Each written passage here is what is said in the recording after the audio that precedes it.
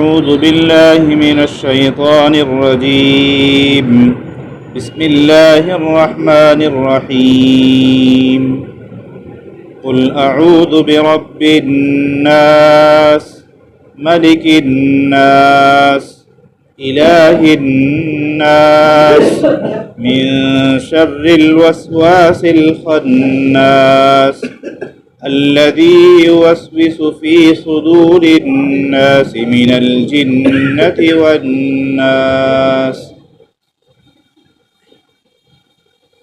محترم بھائیو، عزیز بزرگوں، یہ قرآن کی سب سے آخری صورت ہے، اور جیسا کہ کل بات آئی تھی کہ اللہ تبارک و تعالیٰ نے آخر کی دونوں صورتوں میں 5 طرح کے مخالفین اور انسان کو نقصان پہنچانے والے 5 طرح کے الگ الگ چیزوں کو بیان کیا ہے، اور ان سے پناہ چاہنے اور ان سے پناہ چاہنے کا اللہ تبارک و تعالیٰ نے حکم دیا۔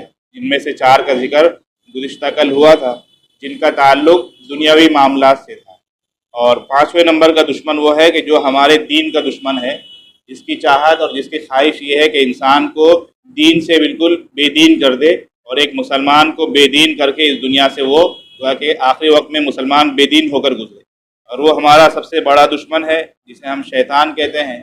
شیطان یہ انسان کا کھلا ہوا دشمن ہے، اسی کے مکر و فریب کو اللہ تبارک و تعالیٰ نے اس میں بیان کیا ہے، اور اس سے پناہ چاہنے کا اللہ نے حکم دیا۔ قرآن میں دوسری جگہ ہے کہ ان الشیطان للانسان عدو مبین، یہ شیطان انسان کا کھلا ہوا دشمن ہے۔ اسی طرح ایک دوسری آیت ہے، اللہ تعالیٰ خود فرماتے ہیں قل لعبادی یقولوا التی ہی احسن، کہ اے نبی آپ میرے مومن بندوں سے کہہ دو کہ وہ لوگ وہی بات کریں جو بہتر ہو، جو اچھی بات ہو وہی بات کریں۔ ان الشیطان ینزع بینہم، در حقیقت شیطان لوگوں کے درمیان فساد ڈالتا ہے۔ ان الشیطان کان للانسان عدوا مبینا، یقینی طور پر شیطان انسان کا کھلا ہوا دشمن ہے۔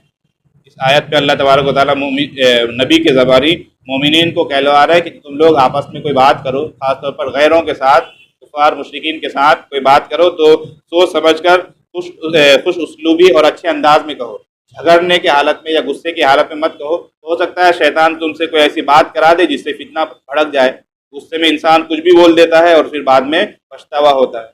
اسی طرح قرآن میں بالکل تفصیلی ذکر ہے کہ جب حضرت آدم علیہ السلام کو اللہ تعالیٰ نے حضرت آدم علیہ السلام کے بارے میں شیطان کو کہا کہ تم ان کو سجدہ کرو، شیطان نے تکبر کیا اور ان کو سجدہ نہیں کیا، تو وہاں پر اللہ تعالیٰ سے اس کا مکالمہ بھی ہوا۔ اس نے کہا کہ اللہ تعالیٰ نے جب اسے کہا کہ تم یہاں سے ذلیل اور خوار ہو کر نکل جاؤ، تو اس نے کہا کہ مجھے مہلت دیجیے۔ اللہ نے کہا تمہیں مہلت دی گئی۔ پھر اس نے کہا کہ آپ نے مجھے گویا کہ گمراہ کر دیا، حالانکہ شیطان خود اپنے عمل کی وجہ سے گمراہ ہوا تھا، لیکن اس نے اللہ تبارک و تعالیٰ پر گویا کہ یہ الزام باندھا، اور آگے کہنے لگا کہ میں سیدھے راستے سے ان لوگوں کو روکوں گا، آگے سے، پیچھے سے، دائیں سے، بائیں سے، ہر اعتبار سے جو ہے ان کو آپ سے روکنے کی کوشش کروں گا، اور وَلَا تَجِدُ أَكْثَرَهُمْ شَاكِرِينَ، اور آپ ان میں سے اکثر لوگوں کو ناشکرے ہی پاؤ گے، وہ لوگ شکر گزار نہیں ہوں گے۔ تو اللہ تبارک و تعالیٰ نے بھی اپنی بے نیازی کا اظہار کیا اور فرما دیا کہ جاؤ تمہیں جو کرنا ہو کرو، تم ذلیل اور خوار ہو کر یہاں سے نکل جاؤ، تمہیں بھی اور جو لوگ تمہاری اتباع کریں گے ہر ایک کو میں جہنم میں داخل کروں گا اور جہنم میں پھینک دوں گا۔ گویا کہ شیطان نے اللہ تبارک و تعالیٰ سے پہلے ہی یہ عزم لے لیا ہے کہ میں انسانوں کو بہکاؤں گا، اور یہ ہمارا سب سے بڑا دشمن ہے۔ تو اللہ تبارک و تعالیٰ فرما رہے ہیں کہ یہ بڑا دشمن ہے اور یہ نظر بھی نہیں آتا۔ دشمن اگر سامنے نظر آئے تو انسان اس سے کچھ بچاؤ بھی کرے، لیکن یہ ایسا دشمن ہے جو نظر بھی نہیں آتا، جو ہمارے سامنے نہیں آتا اور ہمیں بہکانے کی اور دین سے بیزار کرنے کی کوشش کرتا ہے۔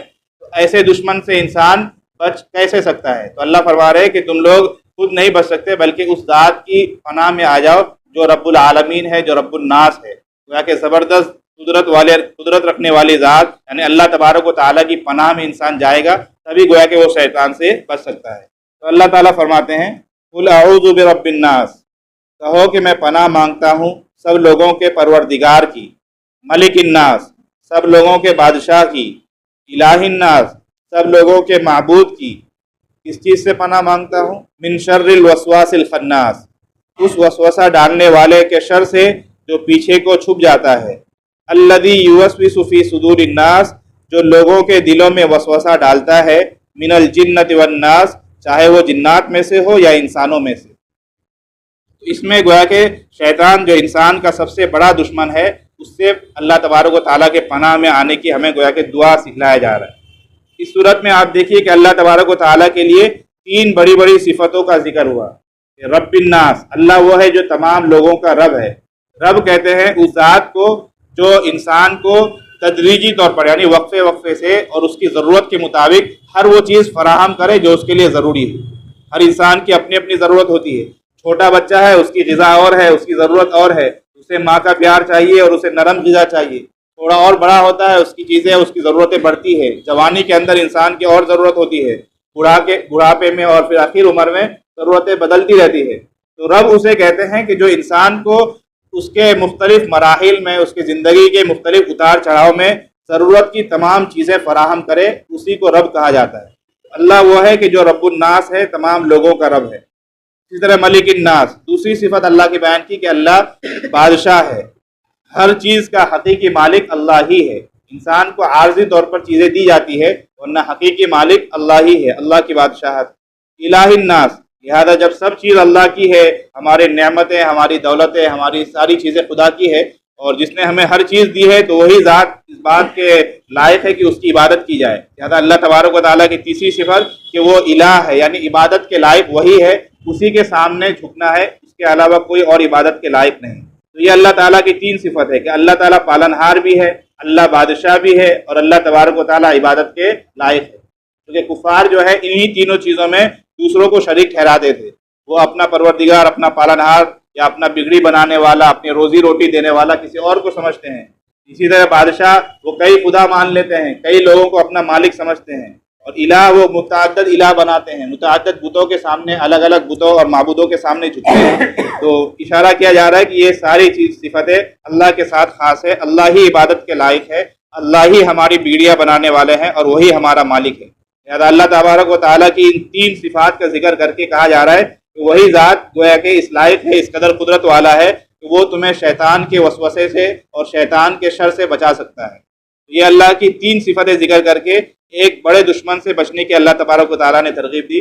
من شر الوسواس الخناس، یہ وسوسہ ڈالنے والے اور پیچھے ہٹ جانے والے کے شر سے.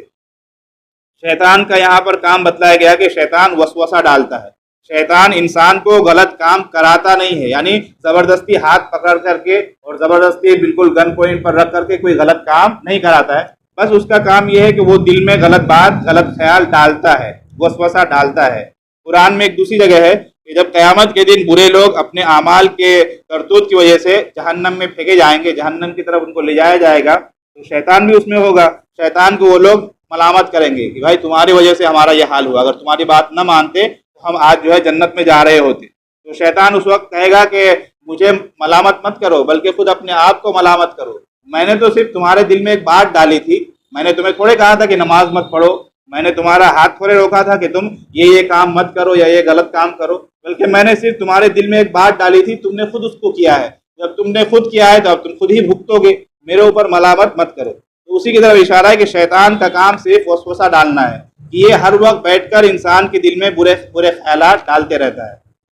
اور حدیث میں بھی ہے، ایک حدیث میں ہے اللہ کے نبی صلی اللہ علیہ وسلم فرماتے ہیں کہ شیطان جب کوئی انسان پیدا ہوتا ہے، کوئی بچہ پیدا ہوتا ہے تو شیطان اس کے پیچھے لگ جاتا ہے، اس کے دل میں وسوسہ ڈالتے رہتا ہے یہاں تک کہ وہ غفلت سے ہٹ جائے اور اللہ تبارک و تعالیٰ کو یاد کرنے لگے. پھر انسان اللہ کو یاد کرتا ہے تو پھر شیطان اپنا وسوسہ نہیں ڈال پاتا. اسی لیے آگے شیطان کے لیے ایک بات کہی گئی کہ الخناس، کہ شیطان خناس ہے. خناس کے معنی ہوتے ہیں پیچھے کو ہٹ جانے والا. کوئی کام کرتے کرتے پھر پیچھے کو آدمی ہٹ جائے تو اس کو کہا جاتا ہے خناس. تو چونکہ شیطان کا کام وسوسہ ڈالنا ہے، لیکن جو ہی بندہ اللہ کو یاد کرتا ہے، ذکر کرتا ہے، لا حول پڑھتا ہے اور دوسری عبادتیں کرتا ہے تو یہ شیطان پھر پیچھے ہٹ جاتا ہے، اب وہ وسوسہ نہیں ڈال پاتا. تو اس لیے اس کی صفت بیان کی گئی کہ خناس ہے یہ، یعنی یہ پیچھے کو ہٹ جانے والا ہے، پیچھے کو دبک جانے والا ہے. جب انسان اللہ کو یاد کرتا ہے تو پھر اس کا وسوسہ کام نہیں دیتا. الذی یوسوس فی صدور الناس، جو شیطان لوگوں کے دلوں میں وسوسہ ڈالتا ہے، دل کے پاس بیٹھ کر کے وسوسہ ڈالتے رہتا ہے. من الجنۃ والناس، یہ شیطان جناتوں میں سے بھی ہوتا ہے اور انسانوں میں سے بھی. شیطان اصل میں کہتے ہیں، شیطان کے لغوی معنی ہے یہ سرکش اور نافرمان کے، شریر اور بدماش کے. یہ انسانوں میں بھی ہوتا ہے اور جناتوں میں بھی ہوتا ہے. ہم تمام کو پتہ ہے کہ اللہ تبارک و تعالیٰ نے مکلف یعنی جن کو اپنی عبادت کا پابند بنایا ہے، ایسے دو مخلوق ہے، ایک جنات ہے اور ایک انسان ہے. تو جناتوں میں جو شرکس ہے، خدا کے نافرمان ہے، ان کو شیطان کہا جاتا ہے، لیکن انسانوں میں بھی بعض لوگ شیطان ہوتے ہیں۔ اسی کو دوسری جگہ قرآن میں کہا گیا ہے کہ وَكَذَلِكَ جَعَلْنَا لِكُلِّ نَبِيٍّ عَدُوًّا شَيَاطِينَ الْإِنسِ وَالْجِنِّ۔ اللہ فرماتے ہیں کہ ہم نے دوسرے انبیاء کے لیے بھی کوئی نہ کوئی دشمن پیدا کیا تھا، یعنی انسانوں اور جناتوں میں سے، کہ شیطان انسانوں میں بھی ہوتا ہے، شیطان جناتوں میں بھی ہوتا ہے۔ جو لوگ یعنی انسانوں میں جو آدمی دوسرے کے دل میں وسوسہ ڈالے، دوسروں کو دین سے بیزار کرے اور ایسی بات کہے کہ جس سے سامنے والا وسوسے میں پڑ جائے، تو ہر ایسے آدمی کو شیطان کہا جائے گا۔ یہ نہیں کہ شیطان جنات ہی ہوتا ہے، بلکہ انسانوں میں بھی کچھ لوگ ہوتے ہیں جو شیطان صفت ہوتے ہیں۔ جناتوں میں جو شیطان ہوتا ہے وہ تو دل میں بیٹھ کر وسوسہ ڈالتا ہے، لیکن انسانوں میں جو شیطان ہوتے ہیں وہ تو دل میں بیٹھ کر وسوسہ ڈال نہیں سکتے، ان کے پاس اتنی طاقت اور اتنی قوت تو نہیں ہوتی، وہ اپنی زبان کے ذریعے آپ کے دل میں وسوسہ ڈالیں گے۔ آج سوشل میڈیا میں آپ دیکھیں گے بہت سارے لوگ جو اپنے آپ کو ایکس مسلم کہتے ہیں یا ایسی چیزیں چلاتے ہیں، تو دین کے بارے میں ایسے ایسے شبہات لوگوں کے سامنے بیان کرتے ہیں جس سے اگر آدمی کے پاس علم نہیں ہے تو وہ اسے سننے کے بعد وسوسے میں پڑ جائے گا، تذبذب میں پڑ جائے گا کہ بھائی ہم جو یہ کام کر رہے ہیں یہ صحیح بھی ہے کہ نہیں۔ بقرعید کے موقع پر آپ نے دیکھا ہوگا بہت ساری ویڈیوز چلتی ہے کہ بولے بکرے کو کیوں کاٹتے ہو، جان لیتے ہو، اس سے اچھا کیک پر بکرے کے فوٹو بنا لو اور اسے ہی کاٹ لو، تمہاری بقرعید ہو جائے گی۔ تو کوئی اگر پڑھا لکھا انسان نہ ہو، دین کی اتنی سمجھ نہ ہو، تو ہو سکتا ہے اس بات کو سن کر اس کے دل میں کوئی وسوسہ بیٹھ جائے اور وہ اسی کو حقیقت سمجھنے لگے کہ بھائی معصوم کی جان کیوں لینا۔ تو جناتوں میں تو ہوتے ہیں شیطان، انسانوں میں بھی ایسے لوگ شیطان ہوتے ہیں جو دین کے بارے میں شبہات لوگوں میں پھیلاتے ہیں۔ تو اللہ تعالیٰ فرماتے ہیں کہ دونوں قسم کے شیاطین سے تم خود نہیں بچ سکتے، تمہارا علم یا تمہارا تقویٰ تمہیں نہیں بچا سکتا، ان کا حملہ بہت زیادہ مضبوط ہوتا ہے، تم وہاں پر ہار جاؤ گے، ہو سکتا ہے تم دین سے کہیں پھر نہ جاؤ، لہذا تم اس دربار میں چلے جاؤ اور اس اللہ کی پناہ میں چلے جاؤ جو تمام لوگوں کا پالنہار ہے، جو سب کا معبود ہے، سب کا بادشاہ ہے، اس سے بڑی طاقت والا، اس سے بڑی قدرت والا کوئی نہیں ہے، وہ احکم الحاکمین ہے، اس کی بادشاہت دونوں جہاں میں ہے۔ لہذا دونوں قسم کے شیطان سے اور دونوں قسم کے دشمنوں سے خدا کی پناہ میں اگر ہم چلے جائیں گے تبھی گویا کہ ہماری حفاظت ہوگی۔ تو یہ اللہ تبارک و تعالیٰ نے 5ویں دشمن کا ذکر کیا ہے۔ کل 4 دشمن کے بارے میں آیا تھا کہ اللہ تبارک و تعالیٰ کے سورہ فلق میں اللہ تعالیٰ نے اپنی ایک صفت ذکر کی کہ خدا ہوا ہے کہ جو قل اعوذ برب الفلق، جو صبح کی روشنی کو لانے والا ہے، رات کی تاریکی کو ختم کر کے صبح کو نمودار کرنے والا ہے۔ خدا کی ایک صفت بیان کر کے اللہ تبارک و تعالیٰ نے 4 چیزوں سے پناہ مانگنے کا حکم دیا تھا۔ نمبر 1 کہ تمام مخلوقات کے شر سے، نمبر 2 رات میں جس قسم کی بھی شریر اور غلط چیزیں ہوتی ہے تمام قسم کی چیزوں کے شر سے، اور نمبر 3 جادوگروں کے شر سے، اور نمبر 4 حاسدین کے شر سے۔ تو یہ 4 چیزیں وہ تھی جس کا تعلق ہمارے جسمانی اور دنیاوی معاملات سے ہے۔ اور 5ویں نمبر کا شیطان ہے، یہ سب سے بڑا دشمن ہے۔ تو اس کی پناہ چاہنے کے لیے اللہ تعالیٰ نے اپنی 3 صفتوں کا ذکر کیا کہ اللہ وہ ہے کہ اس اللہ کی پناہ مانگو کہ جو رب الناس ہے، تمام لوگوں کا پالنہار ہے، جو ملک الناس ہے، تمام لوگوں کا بادشاہ ہے، الہ الناس ہے اور تمام لوگوں کا معبود ہے۔ اس سے یہ بات ہمیں معلوم چلتا ہے کہ دینی نقصان یہ زیادہ گویا کہ خطرناک ہے دنیاوی نقصان کے معاملے میں۔ دینی نقصان سے بچانے کے لیے اللہ تعالیٰ نے اپنا 3 صفت ذکر کی اور دنیاوی نقصان سے بچانے کے لیے صرف ایک صفت کا ذکر کیا۔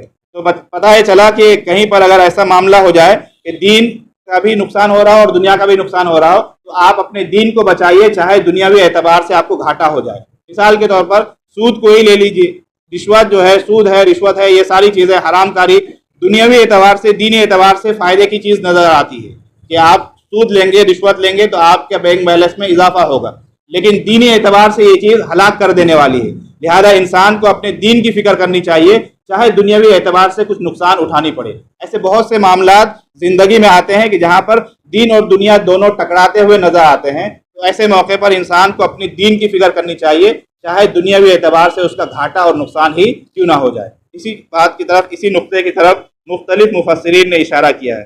اور اسی طرح اس صورت میں اگر آپ غور کریں گے تو اللہ تبارک و تعالیٰ نے سورہ فاتحہ جو شروع کیا تھا وہاں کہا تھا کہ الحمدللہ رب العالمین، خدا وہ ہے جو تمام جہانوں کا رب ہے۔ یہاں کہہ رہے ہیں کہ خدا وہ ہے جو انسانوں کا رب ہے، گویا کہ دونوں کے درمیان مناسبت بھی ہے۔ اور وہ مناسبت علماء نے اس طرح بیان کی کہ سورہ فاتحہ میں انسان اللہ تبارک و تعالیٰ سے دعا مانگتا ہے کہ اللہ مجھے سیدھے راستے پر قائم رکھ، اہدنا الصراط المستقیم، سیدھے راستے پر مجھے قائم رکھیے۔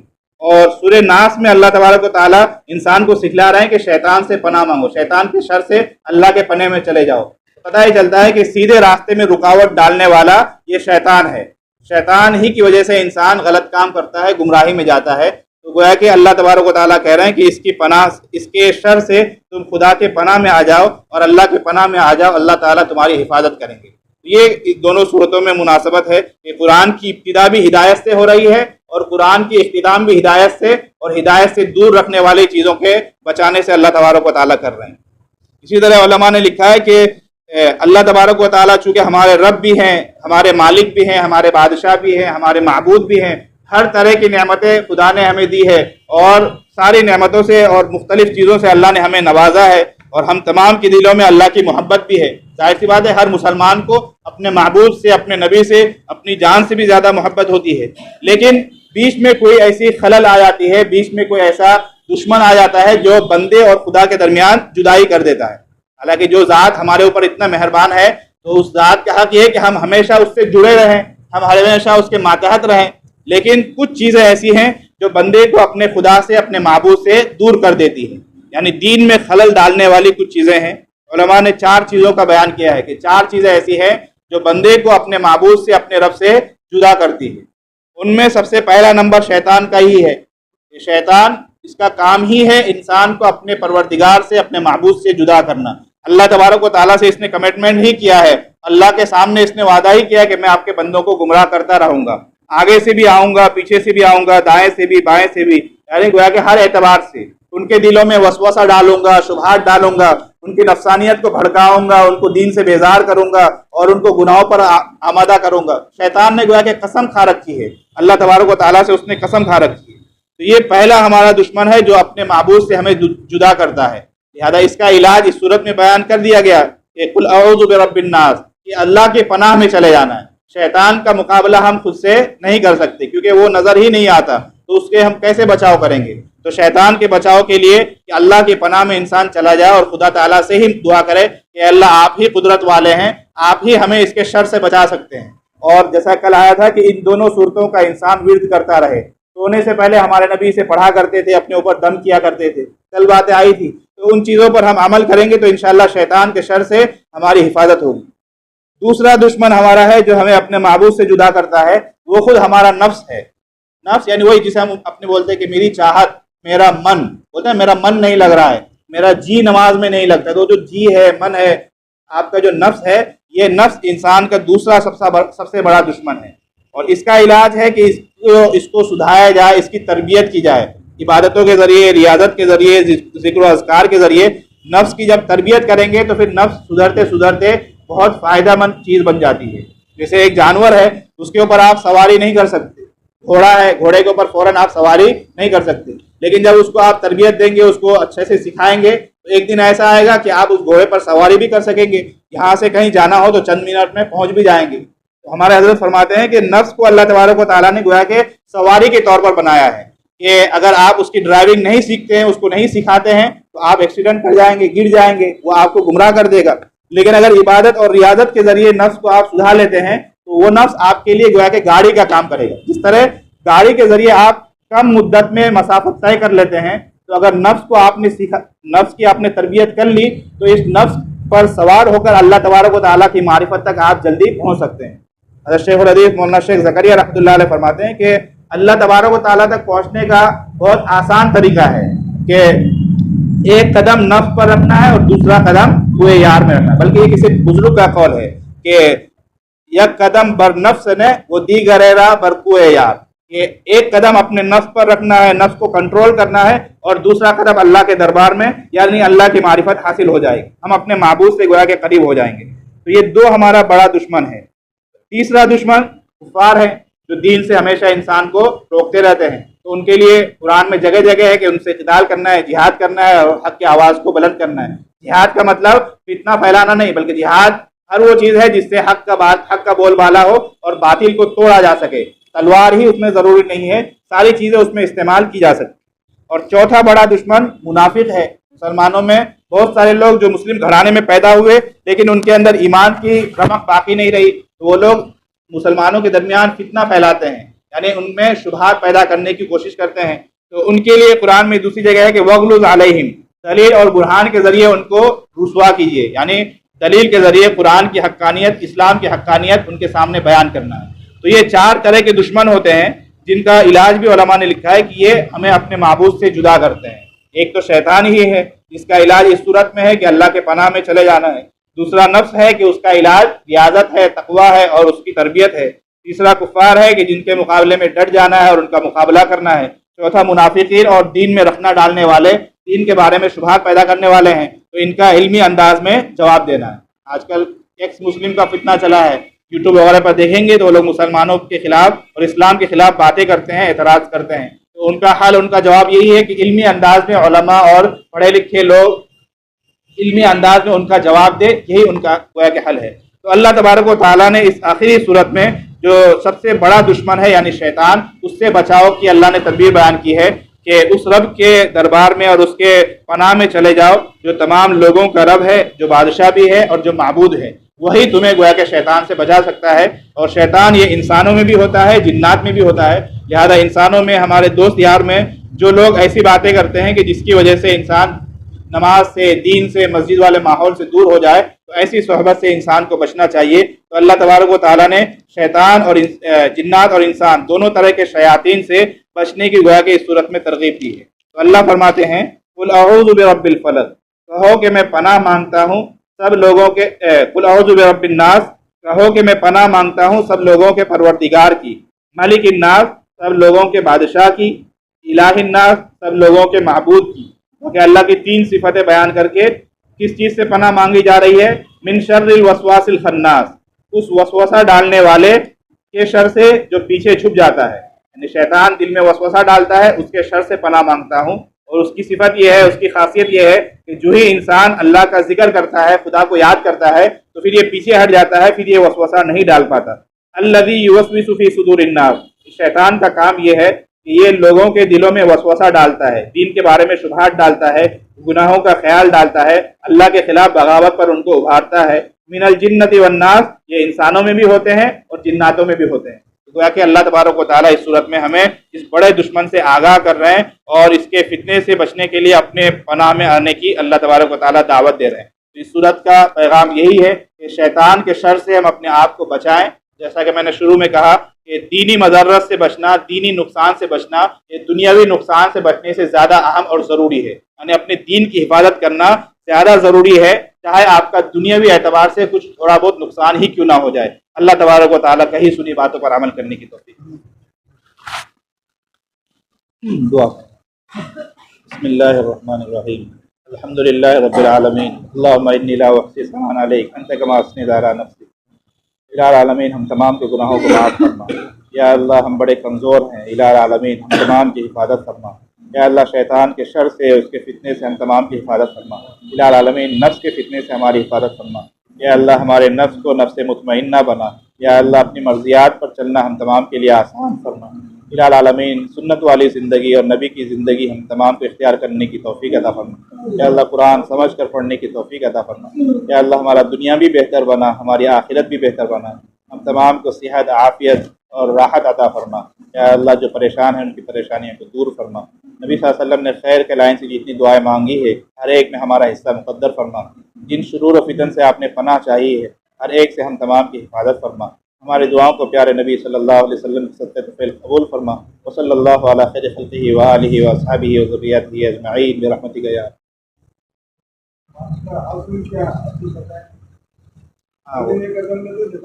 وہ ٹائم جو ایسے میں 2 منٹ میں بولتے ہیں۔ روزانہ ایک اچھی بات کا ہم عزم کرتے ہیں، تو آج کا عزم یہ ہے کہ ہم لوگ سنت پر عزم کرتے ہیں۔ ایک سنت وہ ہے جس کا تعلق رمضان سے ہے، یعنی آخری عشرے کا اعتکاف، اس کی بڑی اہمیت اور فضیلت ہے۔ اللہ کے نبی صلی اللہ علیہ وسلم ایک حدیث میں فرماتے ہیں من اعتکف یوما ابتغاء وجہ اللہ جعل اللہ بینہ وبین النار 3 خنادق وکل خندق ابعد مما بین الخافتین۔ جو آدمی صرف ایک دن کا اعتکاف کرے تو اللہ تعالیٰ اس کے اور جہنم کے درمیان 3 بڑے خندق کو کھود دیتے ہیں، اور ہر خندق کی چوڑائی جو ہے زمین آسمان کے مسافت کے برابر۔ تو گویا کہ ایک دن اعتکاف کرنے کی یہ فضیلت ہے، تو جو آدمی 10 دن اعتکاف کرے گا تو وہ کس قدر ثواب کمائے گا۔ اسی طرح ایک حدیث میں اللہ کے نبی فرماتے ہیں کہ من اعتکف یومن ابتغاء وجہ اللہ المعتکف ہوا یعتکف الذنوب، کہ معتکف اعتکاف میں بیٹھنے والا یہ ہر طرح کے گناہوں سے بچ جاتا ہے، وَيَجْرَى لَهُ مِنَ الْحَسَنَاتِ كَعَامِلِ الْحَسَنَاتِ كُلِّهَا، اور اس کے لیے ہر وہ نیکیاں لکھی جاتی ہے جیسا کہ دوسرے نیکی کرنے والے، یعنی مسجد کے باہر رہ کر لوگ جتنے بھی خیر کے کام کرتے ہیں معتکف کو مسجد میں بیٹھے بیٹھے بنا کیے ہوئے ان تمام کاموں کا ثواب مل جاتا ہے۔ ہمارے نبی صلی اللہ علیہ وسلم کی ایک ایسی سنت ہے کہ آپ نے مدینہ آنے کے بعد ہر سال اعتکاف کیا ہے، بلکہ حدیث میں ہے کہ ایک سال جو آپ کا آخری سال ہے اس مرتبہ آپ نے 20 دن کا اعتکاف کیا ہے، اور ایک حدیث میں ہے کہ امی عائشہ کی روایت ہے کہ اللہ کے نبی نے 10 دن کا اعتکاف کیا اور آپ نے فرمایا کہ میں اگلے 10 دن کا اور اعتکاف کروں گا، اس لیے کہ شب قدر جو ہے مجھے اگلے 10 راتوں میں ملے گی، ان راتوں میں مجھے نہیں ملی۔ تو اس سے یہ بھی پتہ چلتا ہے کہ اعتکاف کا مقصد کیا ہے۔ تو اعتکاف کے مختلف مقاصد ہیں۔ پہلا تو یہی ہے کہ اعتکاف کے ذریعے اللہ تبارک و تعالیٰ کی قرب، اللہ کے معرفت بہت آسانی سے بہت جلدی حاصل ہو جاتا ہے۔ دوسرا یہ کہ اعتکاف کے ذریعے مغفرت کا اور تمام گناہوں کی معافی کا گویا کہ پروانہ ملتا ہے۔ اور تیسرا یہ کہ اعتکاف میں جو آدمی بیٹھتا ہے اسے یقینی طور پر شب قدر کی جو فضیلت ہے وہ ضرور حاصل ہوتی ہے۔ تو اعتکاف کی بڑی فضیلت ہے، بلکہ دیگر انبیاء اور ہمارے نبی سے جو پہلے انبیاء آئے ہیں وہ لوگ بھی اعتکاف کرتے تھے۔